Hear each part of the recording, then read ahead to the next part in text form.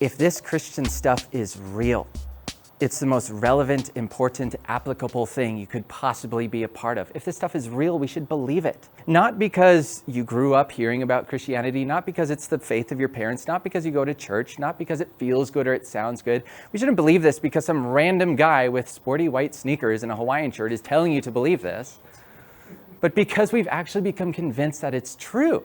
If Jesus resurrected, if he really came back from the dead, if that actually happened, then we have pretty good reason to believe that God exists and that Jesus really is who he said he is. What I want to do is I want to share with you a number of different historical facts, let's call them. These are things that if you've studied this and you've studied the life of Jesus, these are the things that you probably would agree with. Whether you're a Christian, an atheist, a conservative, liberal, whatever, these are the things that we can more or less agree on, what the scholars are saying. You guys still with me?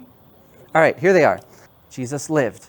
He died. He was buried. Disciples discouraged. Shortly thereafter, his tomb was found to be empty, and now you have the followers of Jesus, the disciples, claiming to have seen Jesus alive, and these people are willing to die for this belief. Evidence shows that many of them did die, proclaiming that Jesus resurrected from the dead. And of course, you have the rise of the early church, a bunch of Jews abandoning their long-held religious traditions in order to follow this man Jesus, despite all the trials and persecutions that would have come with that belief. Guys, something happened.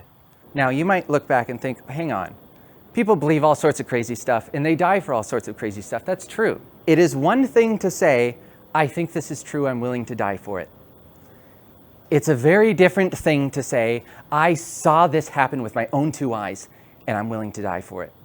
Do you see the difference? The way that I see it, the resurrection really did happen. God raised Jesus from the dead. Now, I don't want to jump to that too quickly because, hey, maybe there's other alternatives, other options, other things that might explain the historical facts or clues that we have. Maybe the followers of Jesus lied about seeing Jesus alive, right? They stole the body from the tomb, took that away. They told everyone we've seen Jesus alive, but they were lying the whole time.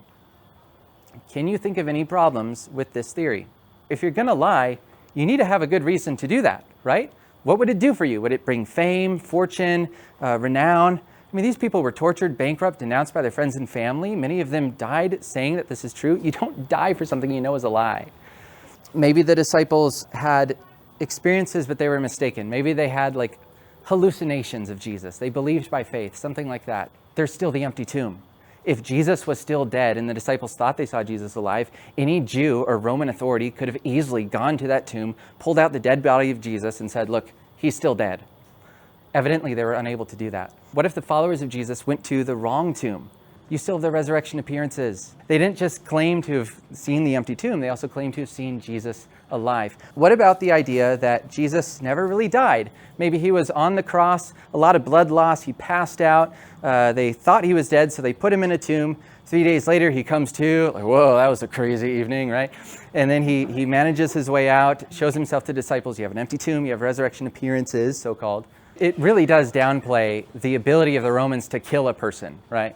And he even says in the Gospels that there was a Roman soldier who could tell that Jesus was dead, so just to be sure, he thrust his spear up Jesus' side and into his heart. You don't live through that sort of thing. And even if Jesus did happen to recover and make his way through the tomb and past the guards and all that, he would have been a bloody mess, needing medical attention. Why do we have the disciples claiming that he's a resurrected king who conquered death? All in all, I really think that the best explanation for this is that Jesus really did come back from the dead. God raised him back from the dead as a testimony, as a proclamation to this world that he really is who he said he was. And you know what else? That's really, really good news. In all the questions and troubles that we face in this world, we can trust in Jesus. He's our light, he's our hope, he's our future. We don't have to grope around in the dark anymore trying to figure out our way through this world. The greatest question is answered, and it's found in Christ. Hebrews 6:19 says that we have this hope as an anchor for our soul, firm and secure.